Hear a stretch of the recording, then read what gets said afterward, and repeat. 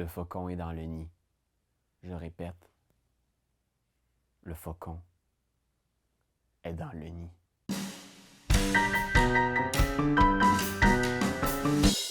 Aujourd'hui, je me suis dit que ce serait le fun de parler d'un autre jeu que Donjons Dragons. Un jeu que j'aime particulièrement.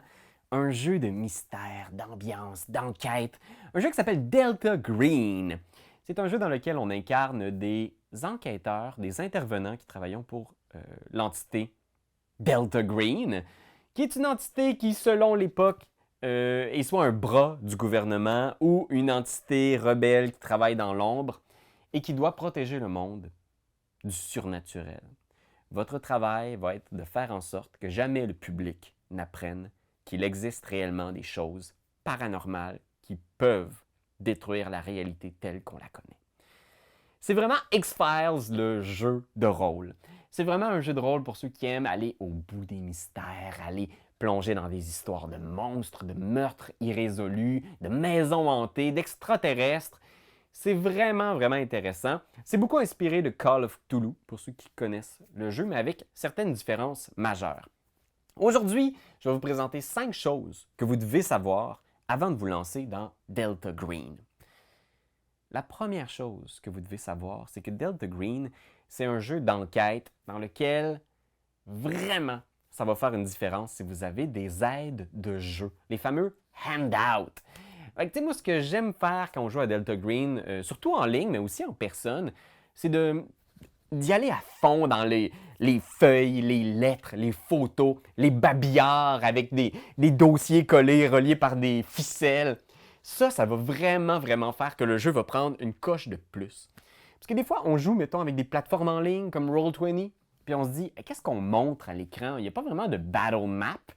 Se combattre dans Delta Green, c'est une très mauvaise idée. Souvent, ça va finir en bain de sang.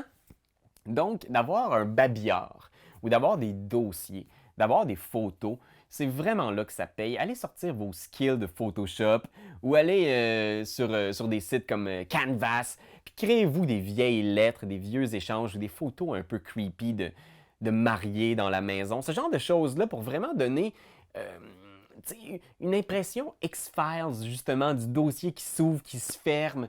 Moi, j'aime aussi trouver des photos, des stocks images, des différents intervenants. Parce qu'il y a beaucoup de personnages, on va rencontrer des témoins, on va parler à des suspects, on va voir des gens qui ont disparu. Ça vaut la peine d'avoir des photos pour ces gens-là. Fait que vous pouvez aussi y aller à fond dans le déguisement puis faire un photoshoot chez vous, mais je vous dirais que c'est peut-être plus efficace de trouver des photos pour avoir vraiment un référent de « Hey, c'est qui les gens sur qui on va creuser la vie ». Deuxième point, c'est une différence majeure entre Call of Cthulhu et Delta Green, c'est qu'il n'y a pas de point de chance.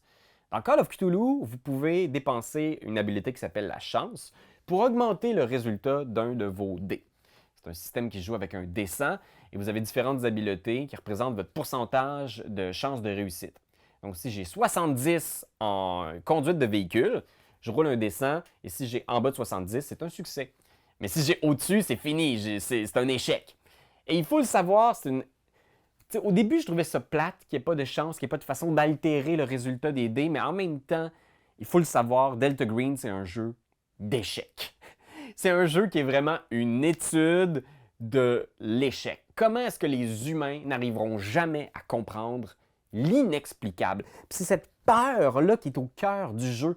Donc, oui, c'est correct si votre sniper, votre tireur d'élite qui a 70 en arme à feu, échoue sur un tir important, crucial. C'est normal d'échouer face aux horreurs du cosmos, vous comprenez? Fait qu'hésitez pas à y aller à fond là-dedans. Puis, il faut que vous le sachiez aussi. Hein. C'est un jeu dans lequel c'est dur. On n'est pas des héros, on n'est pas là pour tuer les monstres, on est souvent là pour se faire tuer ou dévorer par des créatures. Fait qu'il faut le savoir, il faut que vos joueurs aussi soient au courant. S'ils embarquent là-dedans en pensant qu'ils sont Rambo, qui va juste détruire tout ce que Cthulhu a à leur offrir, ben ils vont peut-être tomber de haut. Troisième chose, si vous êtes maître de jeu, si vous êtes justement le handler, ne soyez pas chiche avec les jets de santé mentale. Donc, comme je l'expliquais, c'est un jeu dans lequel on veut voir la lente détérioration de quelqu'un qui est plein de détermination, plein de compétences, lentement tomber dans une spirale insupportable. Parce que Delta Green, c'est dur.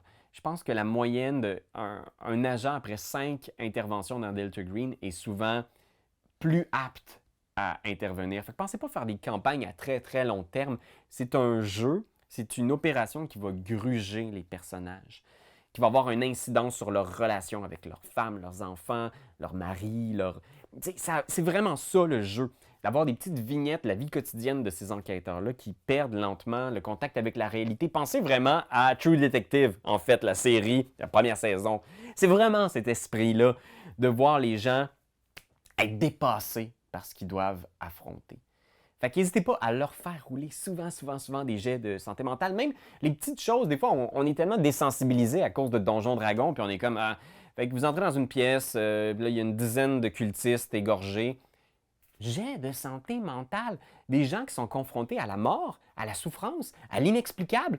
Vous entrez dans la maison, puis il y a comme une forme dans le miroir qui passe très vite. Jet de santé mentale. Ne soyez pas chiche à chaque fois qu'il y a quelque chose. Ou s'il y a un joueur qui dit comme hey, c'est creep ça. Jet de santé mentale. Il vient de le dire, c'est creep.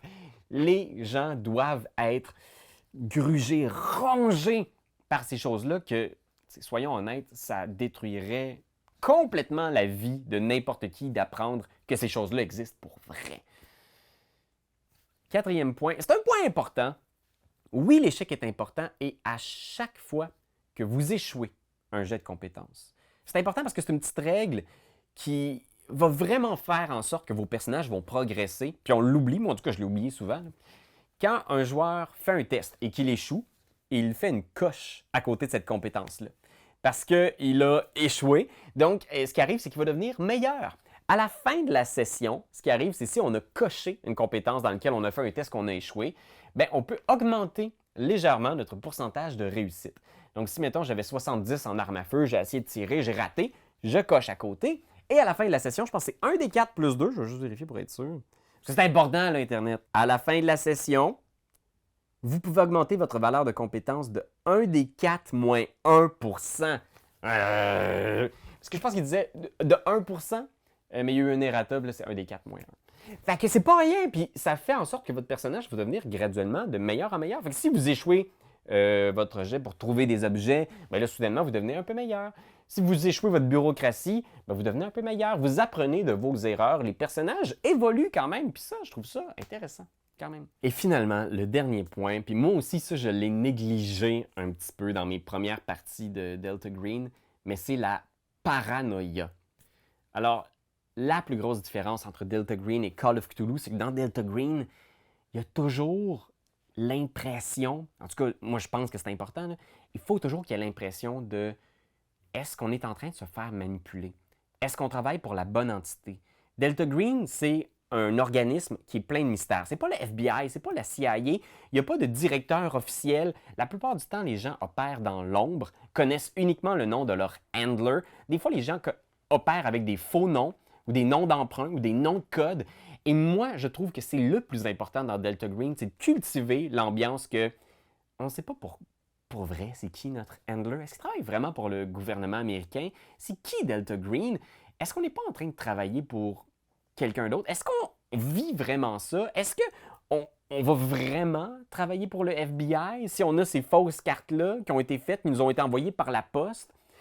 Il faut aussi qu'on cultive, il y a toujours eu l'espèce de dichotomie là, entre Delta Green et Majestic, qui sont comme deux entités qui travaillent un peu à l'opposé. Certains veulent cacher le surnaturel et d'autres veulent l'utiliser pour renforcer le gouvernement, l'armée, ce genre de choses-là. Fait que ça, c'est intéressant aussi de jouer là-dessus. Là. Il y a des gens qui vous suivent. Il y a une voiture stationnée devant chez vous. Il y a quelqu'un avec des lunettes qui a tapé à la porte, qui a demandé à votre femme où est-ce que vous étiez. Ce genre de choses-là, pour vraiment cultiver l'espèce de « Ah, dans quoi je me suis embarqué? Qu'est-ce qui se passe? C'était-tu des agents du gouvernement ou c'était des agents reliés à la force occulte sur laquelle on enquête? » Il faut vraiment rentrer dans la tête des joueurs. C'est ça le feeling qu'il faut qu'il y ait à la sortie de genre « Hey, est-ce que je suis en train de devenir cinglé? » C'est ça qu'on veut dans Delta Green. Fait que voilà, c'est un jeu que j'adore. Moi, c'est le genre de jeu qui me donne le goût d'écouter un paquet de vidéos bizarres sur YouTube sur des crimes irrésolus puis des mystères centenaires. Parce que c'est ça le feeling de Delta Green, tu sais, c'est de se plonger dans quelque chose d'irrésolu, un mystère dont on n'aura pas toutes les clés à la fin de l'aventure. Puis je pense que c'est ça qui est le plus fun. Fait que, pour ceux que ça intéresse, je vais laisser dans la description les façons d'obtenir le livre de base et aussi bien sûr les enquêtes, parce que c'est ça la force du jeu aussi. Il y a plein de belles enquêtes préécrites qui sont vraiment juste des œuvres de fiction géniales que je lirais juste comme ça, même sans les rouler. Fait que voilà, j'espère que vous avez découvert quelque chose aujourd'hui. Et dormez bien.